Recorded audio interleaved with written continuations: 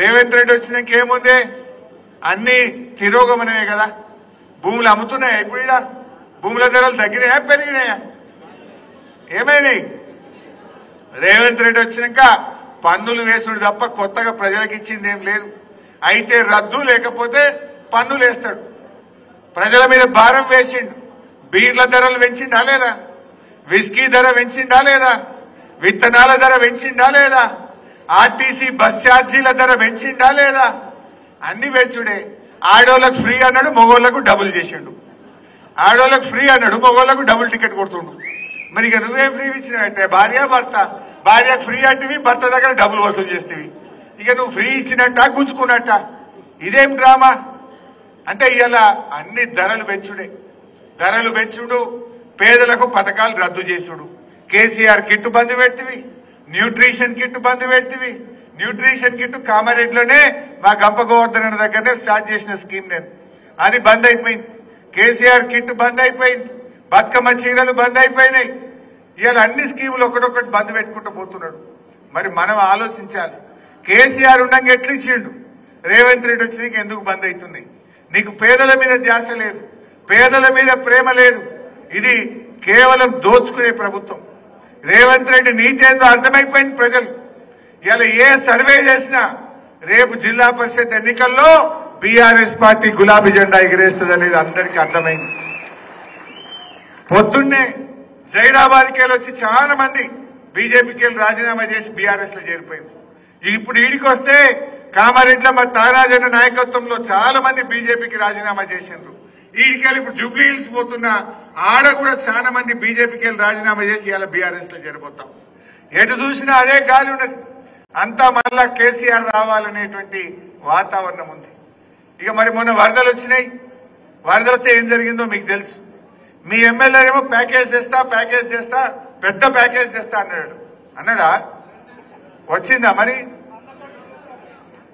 Package తెస్తా అన్నోడేమో support చేస్తలేడు, package ఇస్తా అన్నోడేమో పత్త లేకుండా వికిండు. రేవంత్ రెడ్డి వచ్చి ఏమన్నాడు? పోయిన నెల 4వ తారీఖు నాడు ఏమి కష్టం కళ్ళార చూద్దామని వచ్చిన, కళ్ళతో చూస్తే నాకు అర్థమవుతుందని వచ్చిన, మీ మీద ప్రేమ కొద్ది వచ్చిన. ఇక తెగ మాట్లాడిండు. కానీ ఇచ్చింది అయితే గుండు సిన్న రూపాయి ఇచ్చినాడే. ₹1 ఓ బ్రిడ్జ్, నువ్వు చూసిపోయిన బ్రిడ్జ్ కూడా ఇప్పటికీ ఎల్లారెడ్డికి వెళ్ళి కామారెడ్డికి ఆ బ్రిడ్జ్ కూడా ఇంకా బస్సు నడతలేదు. దాని మీద జోక్ అయిపోయింది. అంటే ఇలా రేవంత్ రెడ్డి కేవలం మా మెదక్ కూడా వచ్చిండు. మెదక్లో కూడా ఇట్లే చెప్పిపోయింది. ఆడ రివ్యూ చేసి ₹1 ఇచ్చింది లేదు, కామారెడ్డికి ₹1 ఇచ్చింది లేదు. అన్ని మాటలే. ఇవాళ ప్రజలకు అర్థమైంది. అదే కేసీఆర్ ఉంటే ఇట్లుండునా? పంట నష్టపోయిన రైతులకు ఎకరానికి 10,000 ఇస్తామని చెప్పిండ్రు. ₹1 ఇచ్చినాడే? ఎవరికన్నా వచ్చిందా? 40-50 వేల ఎకరాలు ఈ కామారెడ్డిలో ఇవాళ పంటలు దెబ్బతిన్నాయి. రైతులకు ₹1 ఇచ్చిన పరిస్థితి లేదు. సో నేను అందరినీ కార్యకర్తల్ని కోరేది ఒక్కటే, మన బాకీ కార్డులు కూడా వస్తాయి మీకు. జర ఇంటింటికి బాకీ కార్డు తీసుకుపోండి, ప్రజలను చైతన్యపరచండి. ఇవాళ ప్రతి అక్కకు చెల్లెకు మహాలక్ష్మి పథకం కింద నెలకు 2500 ఇస్తా అన్నాడా? ఇప్పుడు 22 నెలలు నిండింది. 22 నెలలు ఇంటూ 2500 అంటే ఒక్కొక్క మహిళకు ₹55,000 కాంగ్రెస్ పార్టీ బాకీ పడ్డది. ఎవడన్నా కాంగ్రెస్ వాడు వస్తే బిడ్డ 55,000 కట్టినాకనే నువ్వు మాట్లాడాలరా అని చెప్పి గల్ల పట్టుకొని కాంగ్రెస్ వాడు నిలదీయాలి.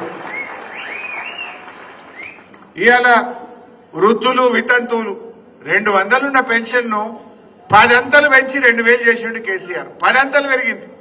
రేవంత్ రెడ్డి ఏమన్నాడే? డిసెంబర్ లో ఇందిరమ్మ రాజ్యం వస్తుంది, అవ్వకిస్తా తాతకిస్తా, 4,000 ఇస్తా, అత్తకిస్తా కోడలికిస్తా. అత్త లేదు, కోడలు లేదు, 4,000 లేదు, ఇచ్చే 2,000 2 నెలలు కొత్త పెట్టిండు.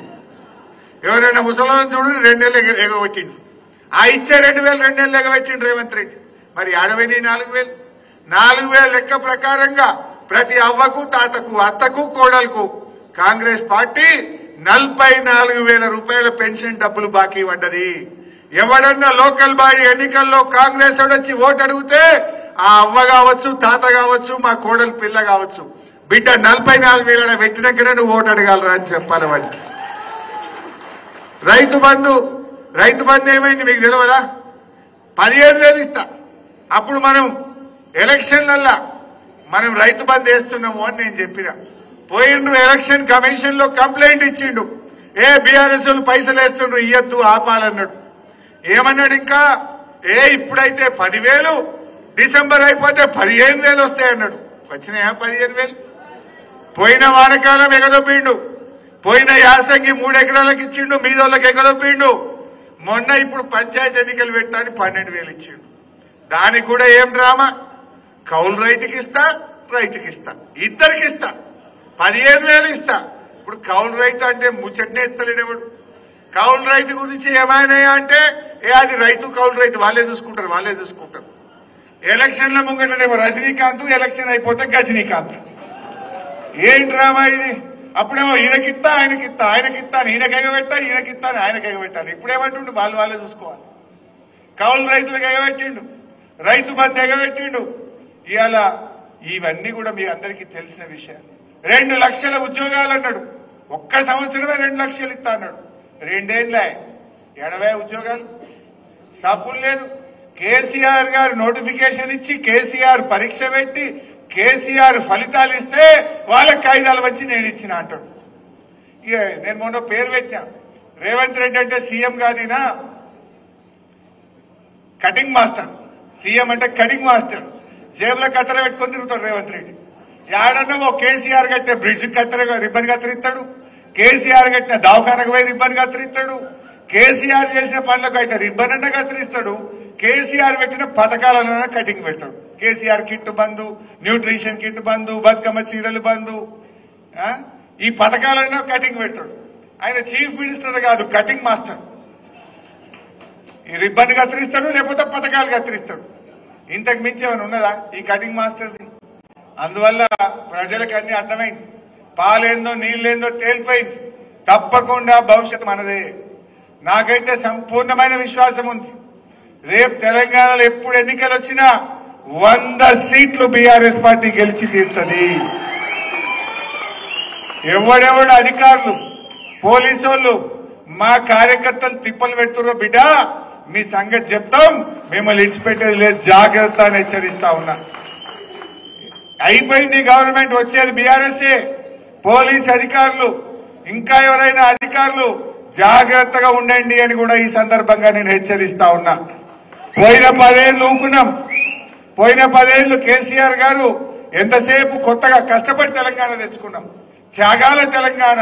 ఇది అభివృద్ధి జరగాలని నిరంతరం నిమిషం తెలంగాణ అభివృద్ధిలో పనిచేసినాం. కానీ ఈ తప్ప అభివృద్ధి చేస్తాం, ఎక్స్ట్రాలు చేసిన అధికారులకు వడ్డీతో సహా చెల్లిస్తాం, జాగ్రత్త. అది నాయకుడైనా, కొంతమంది కాంగ్రెస్ ఎమ్మెల్యేలు కన్నులు ఎత్తికెక్కి మాట్లాడుతున్నారు. ఎవడన్నా బీఆర్ఎస్ వాడు పోస్ట్ పెట్టే చాలు వాడిని అరెస్ట్ చేస్తున్నారు. బీఆర్ఎస్ వాళ్ళు ఉన్నదని నిలదీస్తే కేసులు పెడతా ఉన్నారు. బిడ్డ, నువ్వేమైనా పర్మనెంటా? నువ్వు కేసులు ఎక్కువ తక్కువ పెడితే రేపొద్దున నువ్వు కూడా ఇరుక్కుంటావు, జాగ్రత్త అని చెప్పి కూడా ఆ ఎమ్మెల్యేలను, ఆ కాంగ్రెస్ నాయకులను కూడా నేను ఈ సందర్భంగా హెచ్చరిస్తా ఉన్నా. అందువల్ల కార్యకర్తలారా, మన లీగల్ టీం మీకు వెన్నంటి ఉంటది. ప్రశాంత్ అన్న ఈ జిల్లాలో మీకు వెన్నంటి, మీకు అండగా ప్రశాంత్ అన్న ఉంటాడు, బీఆర్ఎస్ పార్టీ ఉంటది. ధైర్యంగా ముందుకు పోండి, భవిష్యత్తు మనదే. ఎగిరే జెండా గులాబీ జెండా, ఎవరు అనుమానం పెట్టుకోవాల్సిన అవసరం లేదు.